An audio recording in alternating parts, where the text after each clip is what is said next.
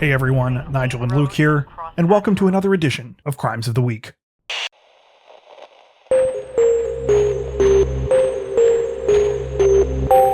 A man is in custody following a horrific shooting in Muskogee, Oklahoma this week that left 6 people dead and a woman with life-threatening injuries. The crime unfolded in the early hours of Tuesday morning when police received a call that multiple people had been shot at a residence. When police arrived, they spotted the suspect, 25-year-old Jaron Pridgen, standing outside with a gun in his hand. After a short foot chase, he was taken into custody. Inside the residence, investigators discovered a grisly scene. Brittany Anderson, 5 of her 8 children, and a 24-year-old male had all been shot. All 5 of the children who were shot died as a result of their injuries, as well as the 24-year-old male, who is said to be the brother of the suspect. The child victims were reportedly between the ages of 1 and 9 years old. As of the time of this recording, Anderson appears to be in stable condition. No motive is yet known behind the brutal crime, but it has been reported that Pridgen was the father of at least some of the children. On Wednesday, he was formally charged with 6 counts of first-degree murder.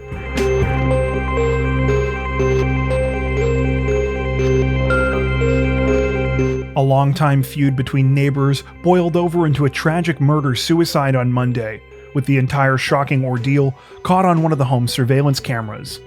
The incident occurred just before 9 a.m., when 47-year-old Jeffrey Spade got into an argument with his neighbors, 50-year-old James and 48-year-old Lisa Goy. According to reports, the three began trading obscenities after the Goys started clearing snow from their parking spots and dumping it on Spade's property across the road. Spade then retrieved a handgun and shot his neighbors in the middle of the street. After firing several shots, he went back inside and returned with a semi-automatic rifle, proceeding to shoot the couple several more times. When police arrived a short time later, both of the Goys were already dead. Spade turned his weapon on himself just as officers approached his house. Neighbors told investigators that the households had been arguing for a long time over a number of issues, and that this wasn't the first time snow removal had been a problem.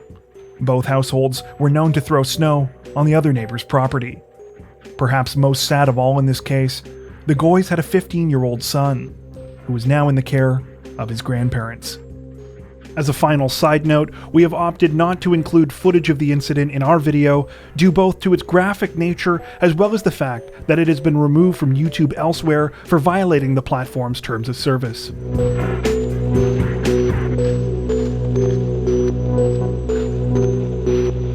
York Regional Police say that a 2-year-old boy, a 4-year-old boy, and a 35-year-old woman are expected to survive after they were the victims of a terrifying stabbing attack that left 2 other people dead this weekend. Emergency responders were called to a residence in the community of Mount Albert just before 2:30 p.m. on Saturday after receiving reports that several people had been stabbed. Upon arriving, police discovered a 38-year-old woman dead at the front of the residence. After entering, police say that they were engaged by a 37-year-old male suspect, and they fired several shots, killing him. So far, there is no information about what may have motivated the attack, but the Special Investigation Unit is currently looking into the case. The unit investigates all incidents involving police officers where there has been a death, serious injury, or allegations of sexual assault.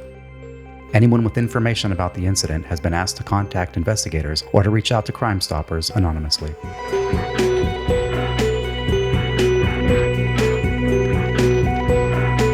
On Friday, 2 Nevada men were convicted of various crimes related to an illegal Rooster fighting ring that was broken up in 2019. Authorities say that the operation was uncovered during a drug raid in Osino, where police had set up an undercover controlled purchase from known narcotics traffickers. In addition to almost 9 pounds of methamphetamine, $13,000 in cash, and several firearms, police discovered more than 500 chickens and 4 horses during the raid. They said that one of the horses, along with 248 roosters, later had to be euthanized due to poor physical condition.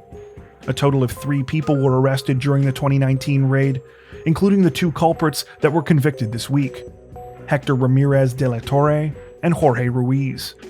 The third man previously pled guilty and is currently serving an 18-year sentence for his involvement, as well as several drug charges. Ruiz was convicted of 10 counts of unlawful killing or maiming of an animal kept for companionship or pleasure, and 10 additional counts of possession of an animal with the intent to have it fight with another animal. Ramirez de la Torre was found guilty of 10 charges related to Rooster fighting, as well as drug trafficking charges and possession of a firearm by a prohibited person.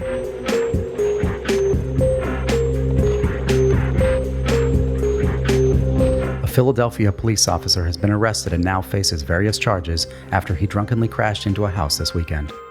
The dramatic incident unfolded on Saturday night around 8:20 p.m. when the off-duty cop lost control of his vehicle, sending it plowing airborne into the residence.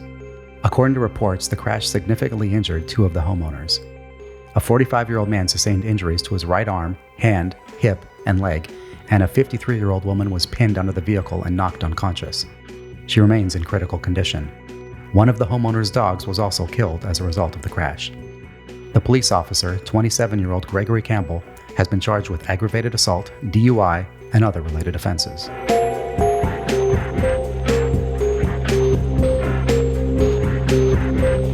A so-called prank robbery ended in decidedly few laughs this week when it culminated in the death of one of the would-be pranksters.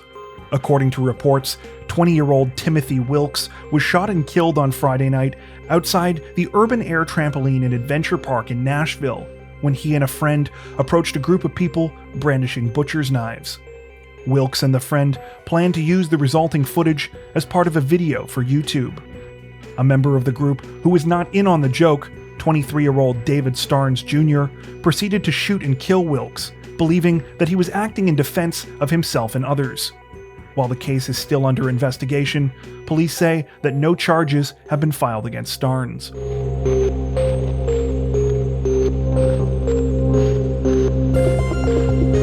A bizarre incident was reported out of Florida this weekend after a 22-year-old man was arrested for calling 911 twice in order to find a ride home. The incident unfolded in the early hours of Sunday morning when authorities say Matthew Leatham began calling the emergency number saying he wanted a ride. According to a court complaint, he swore at the responder throughout these interactions.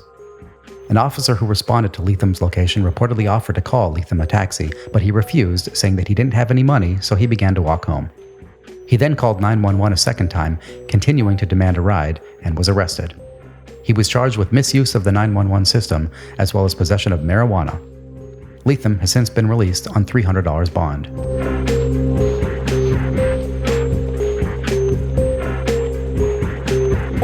The law enforcement community is in mourning this week after 2 FBI agents were killed and 3 others were wounded while attempting to serve a warrant in Sunrise, Florida.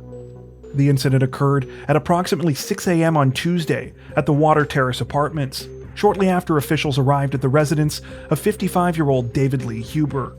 The warrant being served to him was reportedly part of a violent crimes against children case. Huber allegedly monitored law enforcement as they approached his home and proceeded to open fire on them through an unopened door. The resulting barrage of bullets killed FBI Special Agents Daniel Alphen and Laura Schwarzenberger, and also injured 3 other agents, 2 of whom had to be taken to hospital. After the initial gunfire, Huber barricaded himself in his apartment before killing himself 2 hours later. According to reports, Huber's past brushes with the law have been extremely minor, amounting to only a couple of traffic violations. Little else is known about him at this time, other than the fact that he was divorced in 2016 and that he had previously worked as a computer consulting professional and briefly as a pilot. An investigation into the case is still ongoing. That's it for this edition of Crimes of the Week. If you enjoyed our video, don't forget to like and subscribe to Crime Zone for more true crime content like this, making sure to hit the notification bell to stay up to date with our latest releases. Thank you for watching.